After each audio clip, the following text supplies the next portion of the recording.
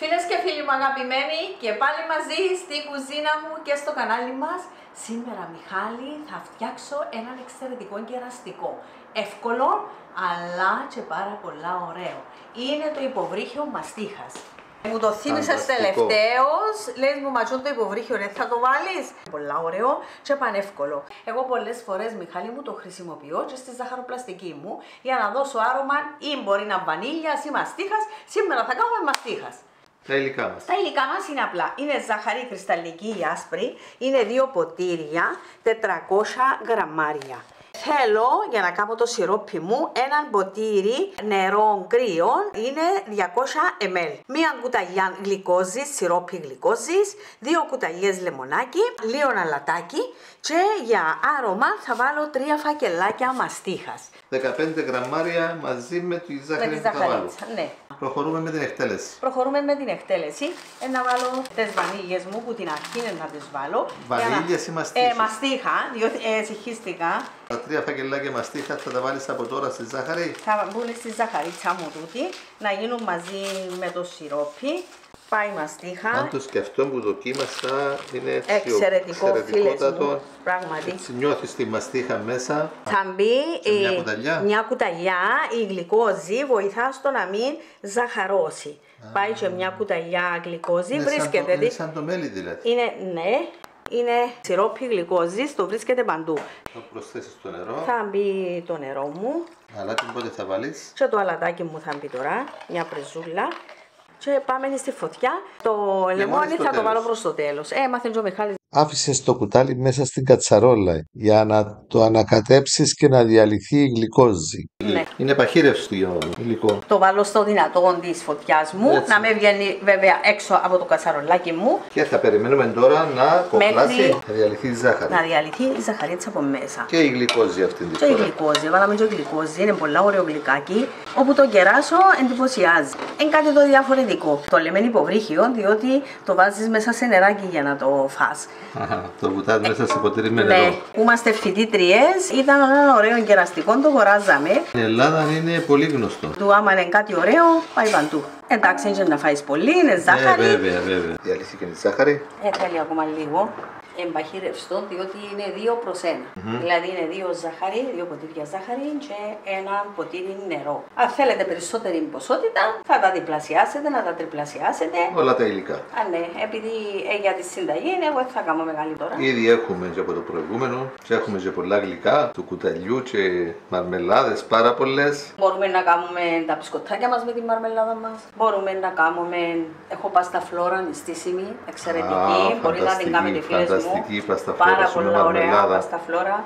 Μπορούμε πάνω από γιαούρτι να βάλουμε τις μαρμελάδες μας. Εγώ μου αρέσει πάρα πολλά. Να βάλω λίγο γιαουρτάκι και μετά να σερβίρω λίγο γιαούρτι με λίγη μαρμελάδα. Να το βάλω σε μπολάκια μικρά το γιαούρτι, το στρακιστό. Και να ρίξω και ένα κουταλάκι μαρμελάδα. Είναι εντυπωσιακό. Επιδόρπιο, είναι εύκολο. Είναι ιδέες που θα στις δυο, κάνονται και εγώ και εντυπωσιάζουν.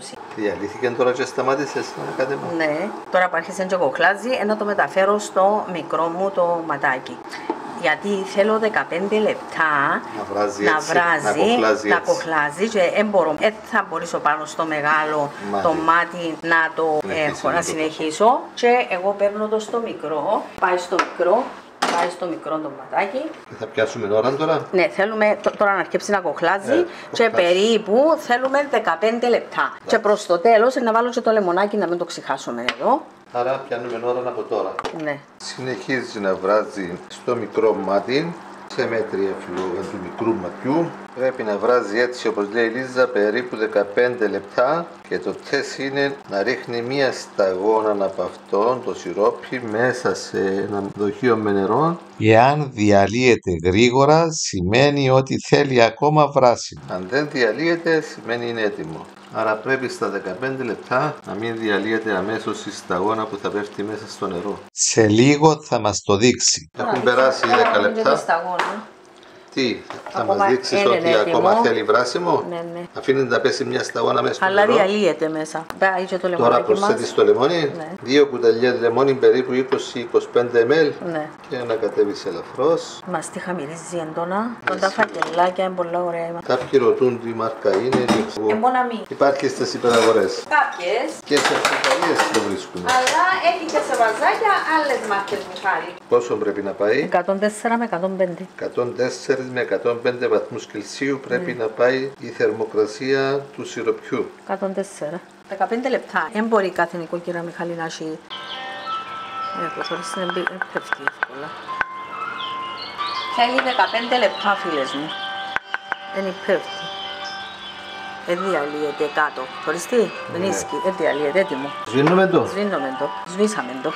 Πρέπει να κρυώσει. Πρέπει να μου κρυώσει, να γίνει χλιαρό προς κρύο. Και επειδή μας πιέζει ο χρόνος, πήρες νερό από το ψυγείο κρύο. Και να μην μας πιέζει ο χρόνος, και το καλοκαίρι πάντα κάνω έτσι και το χειμώνα. Βάζω, Μιχάλη, το κρύο το νερό. Κρύο νερό και μεταφέρεις την κατσαρόλα μέσα σε αυτό το δοχείο για να σου κρυώσει γρήγορα. Ναι. Και άμα βράσει το νερό μας, αλλάζουμε το και βάζουμε ένα άλλο ώστε να μας κρυώσει. Και μπορείς να προσθέσεις και παγάκια στο νερό. Μπορεί και παγάκια. Πρόσθεσες και παγάκια στο νερό για να μας κρυώσει γρήγορα το σιρόπι. Κατεύχουμε το ζελάς και έχουμε έτοιμο τον κάδο, το μίξερ μας. Με το φτερό. Με το φτερό, με το κάπα, τούτον το κάπα και θα το χτυπήσουμε να σπρίσει, να γίνει μαστιχωτό. Για να έχουμε έτσι τούτη ωραία φυή. Που έχουμε εδώ. Ναι. Να γίνει έτσι δηλαδή. Ναι, να το δείτε να γίνει χλιαρό προς κρύο. Έχει κρυώσει το σιρόπι μας. Ναι. Όσο πάρει να το δείτε με το κρυό νερό που να βάλετε. Καλοκαίρι είναι διαφορετικά, χειμώνα είναι διαφορετικά. Ωραία. Και τώρα είναι χλιαρό προς κρύο. Ναι. Ελαφρά χλιαρό δηλαδή. Πολύ ελαφρά χλιαρό. Πάει στον κάδο. Μας είχαμε έτσι ωραία. Έτσι ο κρύος ο κάδος, να το κρυώσει ακόμα λίγο.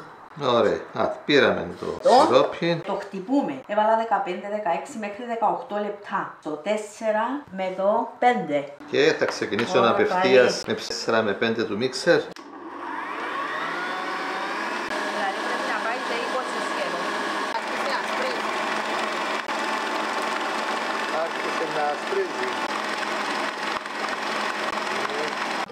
Τρέχει. Ναι. Πρέπει να στέκεις το κουτάλι. Πρέπει να πήξει περισσότερο. Βέβαια. Να μην πήξει πάρα πολλά και να μην μπορούμε να το βγάλουμε. Θα τα δούμε. Εν τώρα μικρά φίλες μου, πειραματίστηκα αρκετά. Μέχρι να πετύχεις αυτόν το υπέροχο αποτέλεσμα που θα απολαύσουμε και σήμερα. Ακόμα λίγο. Ναι, θέλει. Θέλει ακόμα λίγο. Θέλει, εντάξει. Έλα κάτω, κατέβαστε. Χωρίς έπιξε. Δεν πεφτεί, αλλά εντάξει, θέλει.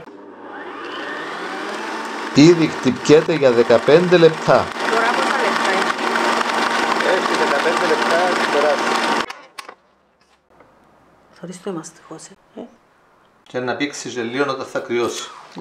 Για να μπορούμε ακόμα λίγο. Τα 18 θέλουμε μετά. Μαζί με τις διακοπές.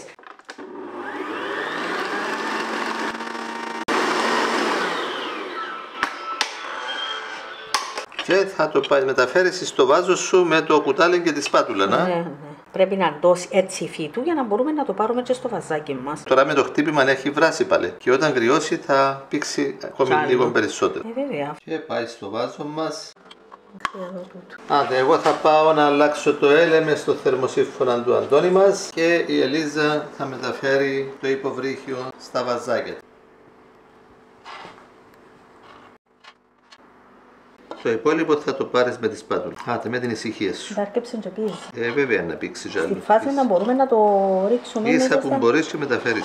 Και διατηρείται στο ψυγείο, αλλά και εκτός ψυγείου. Φίλες και φίλοι μου, έτοιμο και το υποβρύχιο μαστίχας, εξαιρετικό. Το έβαλα 24 ώρες στο ψυγείο και το έχω βγάλει τώρα. Αλλά διατηρείται και στο ψυγείο και εκτός ψυγείου. Φίλες και φίλοι, να δοκιμάσουμε και το γλυκό του αμυγδάλου. Όχι αμυγδάλου. Το... συγγνώμη.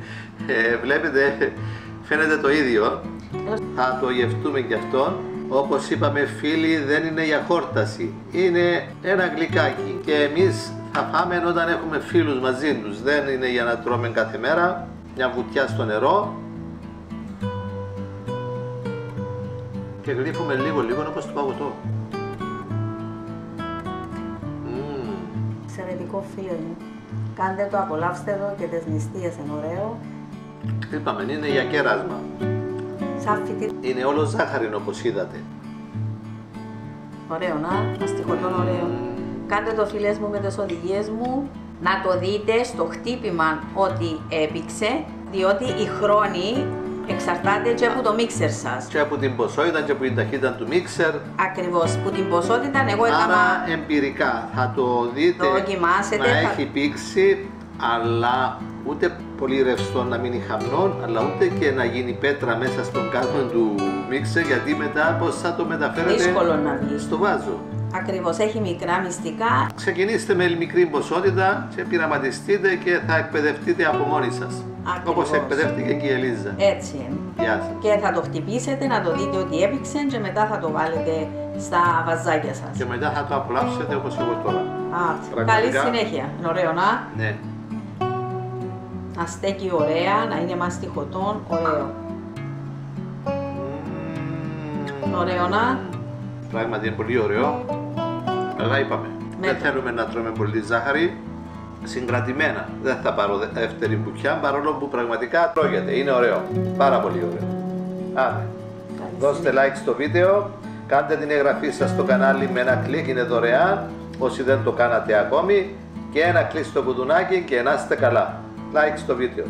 Το προηγούμενο το είχα εκτός ψυγείου. Τούτον έβαλα το μέσα στο ψυγείο, αλλά επειδή έχει ζάχαρη διατηρείται και εκτός του ψυγείου, όπως τα γλυκά. Ωραίο κέρασμα, λίγο βέβαια. Όπως βλέπετε είναι σε μικρά μπουκαλάκια, δεν είναι για χόρταση.